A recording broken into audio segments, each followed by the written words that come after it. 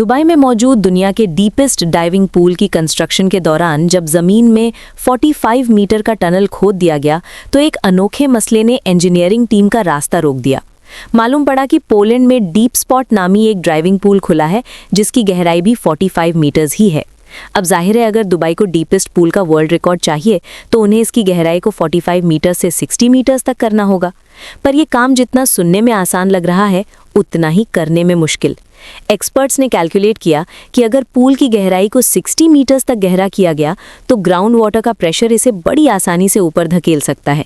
ये ठीक ऐसा ही है जैसे भरी हुई पानी की बोतल को पानी के तहलाब में डाला जाए तो वो सरफेस पर ही रहेगी, क्योंकि बॉयंसी फोर्स की वजह से तहलाब का पानी उस बोतल को नीचे से ऊपर की तरफ धक्का देगा। यानी पूरा पूल किसी भी वक्त जमीन से ऊपर उठ सकता है।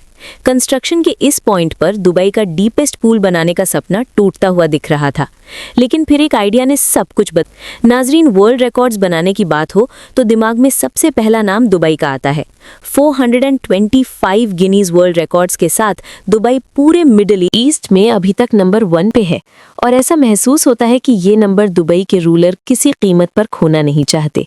वर्ल्ड रिकॉर्ड्स की इस लाइब्रेरी में एक और एडिशन हुई दुबई के प्रिंस शेख हमदान बिन राशिद अल मखतूम की फरमाइश पर, जिसको आज दुनिया डीप डाइव दुबई के नाम से जानती है।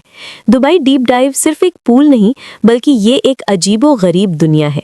197 फीट्स या 60 मीटर्स की गहराई के साथ ये दुनिया का सबसे डीपेस्ट पूल है, जिसमें करीब 1 करोड़ 40 लाख लीटर्स पानी मौजूद है। इतना ही जितना 6 ओलंपिक स्विमिंग पूल्स में होता है या फिर जितना 90,000 लोग पूरे एक दिन में इस्तेमाल करते हैं। इस पूल में एक डूबे हुए शहर की थीम रखी गई है, जहां ड्राइवर्स को ऐसा एक्सपीरियंस मिलता है जिसका पहले सोचना भी मुश्किल था। पूल के पानी को साफ रखने के लिए नासा की मदद से एक ऐसा सिस्टम बनाया गया है जो हर 6 घंटे में पूरे 14 मिलियन लीटर्स को साफ कर देता है। चाहे बाहर का टेम्परेचर 50 डिग्री सेल्सियस हो या 20, पूल का पानी डाइवर्स के आराम के लिए हर वक्त 30 डिग्री पर ही मेंटेन रहता है। पर हम यहाँ डीप डाइव की खूबियों से ज़्यादा इसकी कंस्ट्रक्शन टेक्निक्स में इंटरेस्टेड हैं, क्योंकि इंजीनियरिंग कम्युनिटी का मानना है कि दुबई का ये डीपेस्ट पूल किसी इंजीनियरिंग के करिश्मे से कम नहीं है। डीप डाइव दुबई की कंस्ट्रक्शन के दौरान इंजीनियर्स को किन किन मुश्किलात का सामना करना पड़ा, बिना टाइम ज़ाया किए इन पर एक नज़र डालते हैं। सबसे पहला चैलेंज था प्लानिंग और डिज़ाइन का। क्राउन प्रिंस शेख हमदान चाहते थे कि कोई ऐसा डिज़ाइन हो जो दुबई की कल्चरल वैल्यूज़ की एक झलक दिखा सके। ऑयल और टूरिज्म से पहले दुबई में पर्ल डाइविंग का बड़ा काम था। प्रोफेशनल ड्राइवर्स बिना स्कूबा गियर्स के खुले समंदर में कूदते थे और सी शेल्स को ढूंढकर उसमें से मोती निकालकर बेचा करते थे। दुबई की इकोनॉमी का बड़ा हिस्सा पहले पर्ल डाइविंग पर ही डिपेंडेंट था। इसी आइडिया को नज़र में रखते हुए डीप ड्राइव को सी शेल की शक्ल दी गई। एक ऐसा शेल जो दूर से देखने पर समंदर किनारे खुले हुए शेल की तरह लगे। पर यह तो रहा इसका आउटर फसाद। फैसला अब ये करना था कि इसके अंदर दुनिया का डीपेस्ट डाइविंग पूल कैसे बनाया जाएगा। दुनिया भर से आर्किटेक्ट्स और इंजीनियर्स बुलवाए गए जो इस प्रोजेक्ट के लिए रियलिस्टिक आइडियाज़ दे सकें। सबसे आसान तरीका था कि 45 मीटर्स ऊंची एक मजबूत बिल्डिंग खड़ी की जाए और उसके अंदर पानी भरा जाए। पर इस आइडिया में एक मसला था। ये पूल 45 मीटर्स गहरा तो बन जाएगा, लेकिन वर्ल्ड रिकॉर्ड बनाने की शर्त यह है कि पूल ज़मीन के ऊपर नहीं बल्कि इसके नीचे बना हुआ हो। दूसरा ये कि दुबई एक बहुत गर्म शहर है। अगर पूल ज़मीन से ऊपर बिल्डिंग में बनाया गया तो माहौल की गर्मी पूल के एटमॉस्फेयर को भी अपनी लपेट में ले सकती है। दुबई के क्राउन प्रिंस चाहते थे कि एक ऐसा पूल बने जिसके न सिर्फ डिज़ाइन बल्कि उसकी गहराई के बारे में भी दुनिया बातें करें। तभी फैसला किया गया कि दुनिया का सबसे गहरा डाइविंग पूल ज़मीन के नीचे खोदा जाएगा। ज़मीन में एक शाफ्ट खोदी जाएगी जो हॉरिजॉन्टल नहीं बल्कि वर्टिकल होगी। और यहीं से शुरुआत हुई एक नए चैलेंज की, और वो था एक्सकवेशन। इंजीनियरिंग टीम का चैलेंज एक ऐसी शाफ्ट खोदने का था जो चौड़ाई में 65 फीट्स और गहराई में 147 फीट्स होगी। इस शाफ्ट को सिर्फ खोदना ही नहीं बल्कि इसके बॉर्डर पर एक दीवार भी खड़ी करनी थी जो इस शाफ्ट को कोलैप्स होने से भी रोकेगी। इंजीनियरिंग की ज़बान में इस दीवार को डायफ्राम वॉल कहा जाता है। इस काम को अंजाम देने के लिए एक खास एक्सकवेटर मंगाया गया। मशीन की मदद से 147 फीट्स की गहराई तक एक पिलर जितनी चौड़ाई का खड्डा खोदा गया। फिर इसमें स्टील केज डालकर कंक्रीट भर दिया गया और फिर इसी तरीके से छोटे छोटे चंक्स में पूरी डायफ्राम वॉल बनाई गई।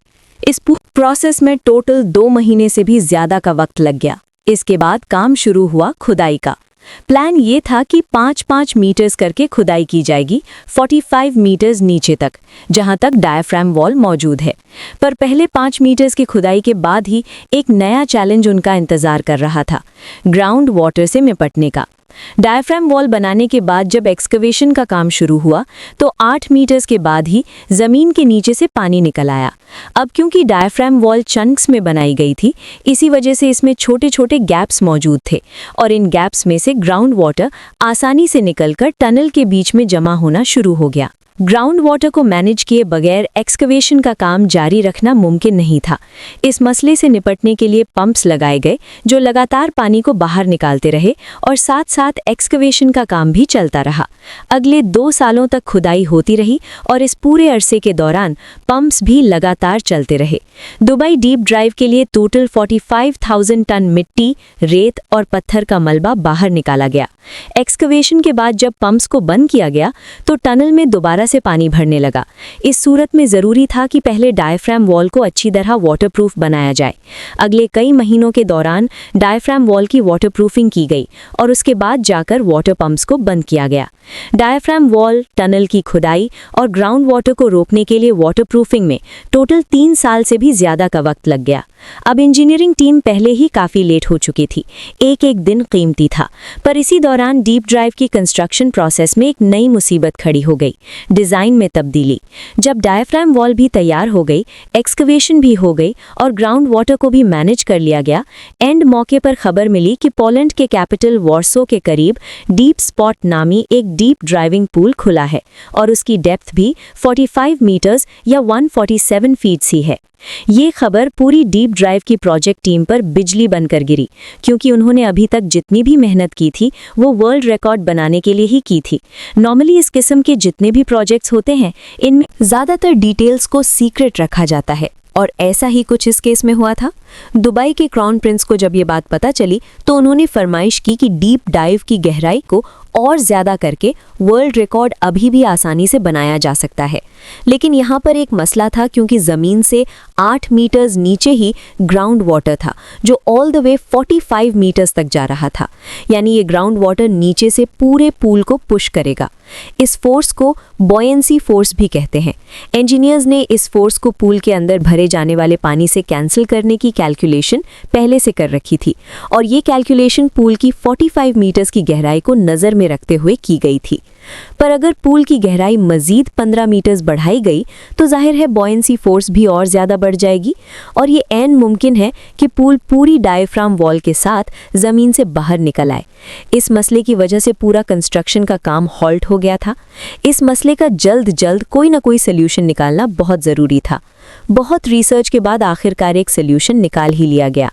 एक तो ये कि टनल में एक्स्ट्रा 15 मीटर्स की खुदाई होगी, पर इन एक्स्ट्रा 15 मीटर्स का डायमीटर पहले 45 मीटर्स के डायमीटर से तकरीबन आधा होगा।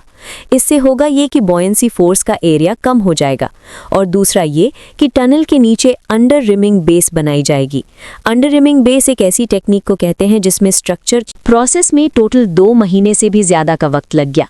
इसके बाद काम शुरू हुआ खुदाई का। प्लान ये था कि 5-5 मीटर्स करके खुदाई की जाएगी 45 मीटर्स नीचे तक, जहां तक डायाफ्राम वॉल मौजूद है। पर पहले 5 मीटर्स की खुदाई के बाद ही एक नया चैलेंज उनका इंतजार कर रहा था, ग्राउंड वाटर से निपटने का।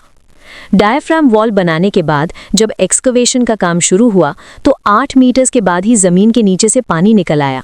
अब क्योंकि डायाफ्राम वॉल चंक्स में बनाई गई थी, इसी वजह से इसमें छोटे छोटे गैप्स मौजूद थे और इन गैप्स में से ग्राउंड वाटर आसानी से निकलकर टनल के बीच में जमा होना शुरू हो गया। ग्राउंड वाटर को मैनेज किए बगैर एक्सकवेशन का काम जारी रखना मुमकिन नहीं था। इस मसले से निपटने के लिए पंप्स लगाए गए जो लगातार पानी को बाहर निकालते रहे और साथ साथ एक्सकवेशन का काम भी चलता रहा। अगले 2 सालों तक खुदाई होती रही और इस पूरे अरसे के दौरान पंप्स भी लगातार चलते रहे। दुबई डीप ड्राइव के लिए टोटल 45,000 टन मिट्टी, रेत और पत्थर का मलबा बाहर निकाला गया। एक्सकवेशन के बाद जब पंप्स को बंद किया गया तो टनल में दोबारा से पानी भरने लगा। इस सूरत में ज़रूरी था कि पहले डायाफ्राम वॉल को अच्छी तरह वाटरप्रूफ बनाया जाए। अगले कई महीनों के दौरान डायाफ्राम वॉल की वाटरप्रूफिंग की गई और उसके बाद जाकर वाटर पंप्स को बंद किया गया। डायाफ्राम वॉल, टनल की खुदाई और ग्राउंड वाटर को रोकने के लिए वाटरप्रूफिंग में टोटल 3 साल से भी ज्यादा का वक्त लग गया। अब इंजीनियरिंग टीम पहले ही काफी लेट हो चुकी थी, एक दिन कीमती था। पर इसी दौरान डीप ड्राइव की कंस्ट्रक्शन प्रोसेस में एक नई मुसीबत खड़ी हो गई, डिजाइन में तब्दीली। जब डायाफ्राम वॉल भी तैयार हो गई, एक्सकवेशन भी हो गई और ग्राउंड वाटर को भी मैनेज कर लिया गया, एंड इस मौके पर खबर मिली कि पोलैंड के कैपिटल वॉर्सो के करीब डीप स्पॉट नामी एक डीप ड्राइविंग पूल खुला है और उसकी डेप्थ भी 45 मीटर्स या 147 फीट्स ही है। ये खबर पूरी डीप ड्राइव की प्रोजेक्ट टीम पर बिजली बनकर गिरी, क्योंकि उन्होंने अभी तक जितनी भी मेहनत की थी वो वर्ल्ड रिकॉर्ड बनाने के लिए ही की थी। नॉर्मली इस किस्म के जितने भी प्रोजेक्ट्स होते हैं, इनमें